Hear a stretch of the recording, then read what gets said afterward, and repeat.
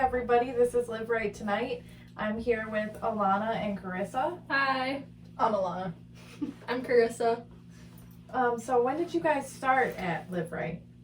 A month ago? Yeah, I would say like February. So it's been Okay. about It's been almost 2 months. 2 months, 2 months. yeah. But this is our first month Full. full. Yeah. Yes. Okay. And what is it that you guys do here? So I'm the marketing coordinator at Live Right. So I do all the marketing activities, social media, yeah. I am the public relations and development manager. So I deal a lot with donor relations, fundraising events, just getting out in the community, spreading the word, right? Yeah, Mhm. building awareness of Live Right and what we do here. So have you guys ever worked or been around recovery or addiction before? No. No. Nope. First time. Brand new. Brand new. What led you guys to working in a recovery center? I didn't know too much about like the recovery community. Honestly, I've always though been involved with my community, always wanting to give back. So when I was applying just for like a marketing position, I seen that this was a nonprofit, and I'm like, oh, that's awesome. I'd love to work for a nonprofit, see that side of things, and just see like how I could help. I would like to piggyback off that. I wanted to become part of the nonprofit world and just, the missions that I think nonprofits do, because they are, doing a lot of the work that, deserves to be done. So. Mm-hmm. Right, and this is a great way to do that. One thing I always like to ask people who hadn't been around addiction or recovery before is, what was your original perspective of people who were addicted to drugs? I think about this, and I honestly don't, growing up, I never saw it. It was just out of sight, out of mind. Nothing was ever talked about. If it was happening, I wasn't aware of it. Mm-hmm. But I think as I became older, and I think the more you become an adult, then your friends start drinking and doing other things. Oh, okay. But I think it wasn't ever something that I thought about doing. Okay. But I think I did have friends who were doing it. I just wasn't aware. They would do it, and I'm just okay, I'll just hang back. So it wasn't something that you thought much about, just wasn't part of your... No, I don't know. Either people were hiding it very well, I just wasn't, Right. Or it just wasn't present in my life. Yeah, and I think for me, my situation was a little bit different. When I grew up, I always had family members that did suffer from, substance use disorder. I did have, cousins and relatives, and so, growing up, my parents did kind of instill with me, that stigma, I would say. I wouldn't say, shield me from it, but they would be oh, don't hang around, those cousins. Don't do this. See how, look at them in life, what they're doing. You don't want to be like that. So Right. I always saw that stigma, they're, not, bad, but, Not what you want to be around. not what I want to be around. So yeah, I would say growing up for me, I did see that stigma, and just yeah, that's what I would say. Do you guys have a visual in mind of what you thought an addict might have looked like? A stereotype, when someone mentioned addiction, that you mentally envisioned? Yeah, I mean, definitely for me, just seeing some of my relatives that were doing drugs, in and out of jail, prison. I had family members that were just in and out of the system and stuff, so I did have that perspective of that's how they all are. Mm-hmm.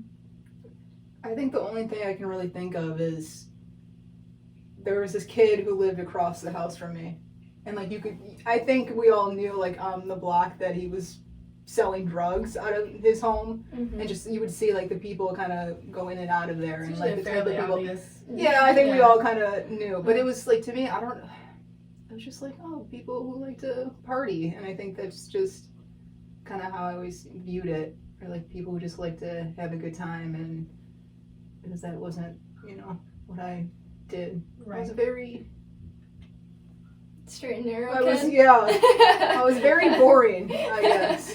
Very, very boring. I mean, it But I'm sounds funny. like you didn't have like a negative stigma in your mind, though. Yeah. No, and I think because I wasn't aware of it. Like, and my parents never really talked Just about didn't it really to come me. up? It just never came up. I mean, alcohol was always kind of present, but Yeah. other than that, I think my parents would say that, like, oh, just make sure you don't drink or Right. things along that nature. But it was never talk about drugs or anything Right. along that So line. your parents like never talked about it, whereas Mhm. my parents instilled it was like bad, like stay away. Mhm. So I always had that negative, stigma connotation towards people that did all that. My parents are going to see this and they're like, what are you talking about?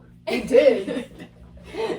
No, that makes sense. So I think it's pretty common. Even like a lot of my family members before what I went through had a very different impression of what a drug addict was. Like a bad person Mhm. is often the idea. Yeah. See, and I think actually, now that I remember, my mom's best friend used heroin.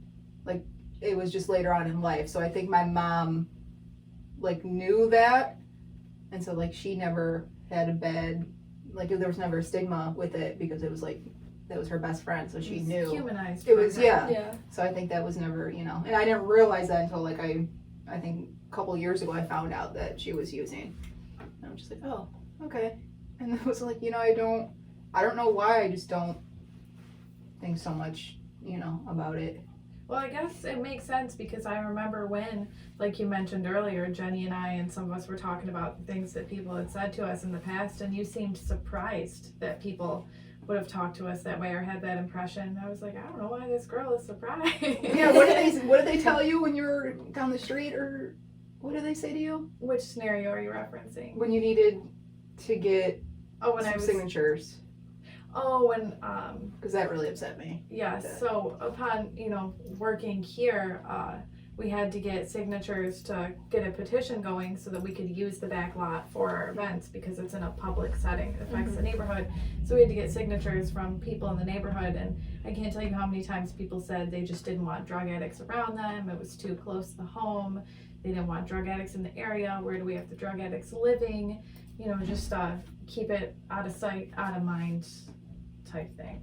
Yeah. And that's just because their stigma and their views, and I just, to me, like, that's what I never understood. It's the same thing if you see someone panhandling, like, you don't, why people think that. And then, like, I think what I learned was sharing stories. I mean, how many times do I ask you guys questions like, hey, can you talk about your Yeah. story? Can you, like, just talk about it? Because that's how you learn. Absolutely. That's how you connect with people. That's how you learn about everything. You just let them, tell their story and listen.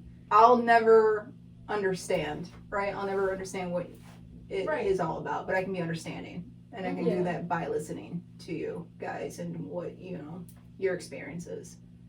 Absolutely. And I think it's, I can see where society gets that perception. If you're not close to anyone who's experienced that and you just see things on the news that happen and you have this impression in your mind, I get where it happens. But one thing that's always been frustrating to me, and I wanted to ask you guys, do you think society has a different perception and stigma of people who do drugs like heroin and crack versus someone who drinks or maybe takes Xanax? at the Oh, most? 100%. Yeah. Because I think we were talking about that the other day where, Yeah. I mean, definitely Hollywood glamorizes cocaine. How many times do you see cocaine use in movies? Oh, endless. Yeah. And it's It's always fine. like in a very nice home. Everyone's wearing extravagant Mhm. clothing. It's like a nice thing. But anytime I've seen crack in media, it's like that person's real down in the dumps. Yeah. Like, Right? And even like with the alcohol and pills, like why is that more socially acceptable? Like you don't, like you see a bunch of college kids taking pills and you're not like looking down on them as much. Or exactly. people that are always like at the bar and just drinking away their life, and it's like you don't really look at them how you would like a crack addict or heroin, Mhm. So there definitely is like a different perspective and stigma towards the two, I would say. And that's why I'm wondering, like, is it because of media and the way media influences what we're looking at, what we see? I think that has a lot to do with it. But I noticed it so much, like having become addicted in high school, it was totally normal at parties for people to take psychedelics, to drink a lot, even to take pills on some of the, not all the time, but it was socially acceptable. And then as soon as I did heroin, it was just a completely different, everyone saw me in a completely Yeah. different way. And the same people who used opiate pills. Mhm. So it's just interesting to see how that duality comes up in society, and almost everyone notices it. Yeah. Well, I think, like, if you think about it, you know, festivals, right? They always have something going on. There's always something being, you know, passed out. So what if you take that away and then you're like, okay, here's some heroin? Would it be viewed the same way? Oh, it would be completely Yeah. different. If you hear someone say they went to a festival and took Molly, you would say that pretty Yeah. casually. But if Yep. someone said, I went to a festival and smoked crack last weekend, everyone Yeah, I'd would be like, Mhm. be a very different conversation. Right. yeah. So I think it is interesting kind of where and why that all, Mhm. that happened, you know? I think a lot of it for sure is media, but especially with crack cocaine, because chemically they are the same drug, and yet they have such different portrayals in music and media and society Yeah. and everything. Yep. Hit me with another question. I'm ready. How has your perception changed over time or since working here? Mhm. I would say my perception has changed just from, you know, being able to work with people in recovery, such as like yourself. Definitely learned a lot just hearing your guys' stories. Definitely put it into perspective for me. That's awesome. 100%. I love that. I think, like, when I did the video with you guys and just heard, you know, everybody's story, I mean, I think you saw me shedding tears. It was too much, and, like, what everybody has gone through, and I don't think, like, that's why I think I always tell you too, like, you should just be so proud of yourself, because I don't think people understand what it took for you all to get to where you're at right now. Mhm. Like, that's courageous, and I don't think people realize how much goes into it and what you guys, you know, had to go through to make this all happen. And I think that's, you know, to me, it's just, it makes me almost like, you know, it makes me a better person. Like, okay, what Yeah. can I do? And that's what I think makes me want to continue doing this work and, like, keep doing it and make it, you know, make people aware. And, you know, forget that stigma that you have, because it's not accurate. I love to see people come in and work in these environments who aren't familiar, because that shift in perception is hugely essential for any sort of change, I think. I was talking to you guys recently about, I had been seeing on social media people talking about Narcan and the amount of people saying that, you know, it's their choice and they're letting it happen and Narcan's a waste of our money. And the more people we bring into these environments who could have that perception or know people who do and shift that, that's how we save lives, I think. Right. One of the bigger parts of how we do it. Yeah. I agree. What have you learned that you think could assist in shifting the perception of other people?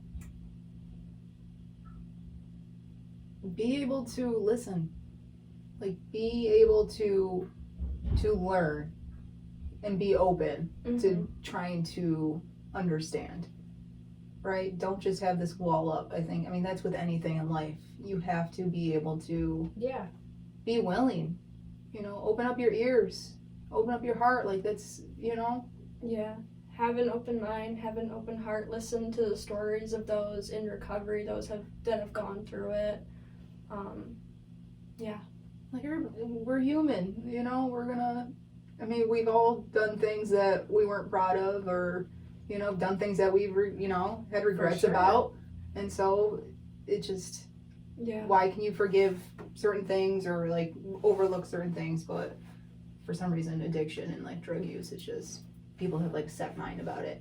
Yeah, that stigma, and then it's like, even in recovery, it's still, like, carried on with you, you know? Yeah. So, yeah. Absolutely. These are some of the most awesome people I ever met in this Yeah. building. Amen. Well, thank you, Emily, for having us. Thank you. It was very good It to was have an so much open fun. conversation Yes. with you. Thanks for joining me, and I really appreciate you guys sharing your perspectives and inputs. Yeah, definitely. Thank you. I never know how to close these. I need a tip. And just, let's get you a catchy, we're I gonna know. start right here, everybody. If you have a catchy phrase that Emily should use to close out this Are you podcast. gonna put that in there? Yes, I am gonna put that. I No, think. you're not Yeah, putting let's that take a in vote. there. If you have a catchy phrase that Emily should use for her podcast, write it in the comments. Sounds good. I think, and we'll take a vote in the office of what we should use. I'm taking phrases. Let me know, guys.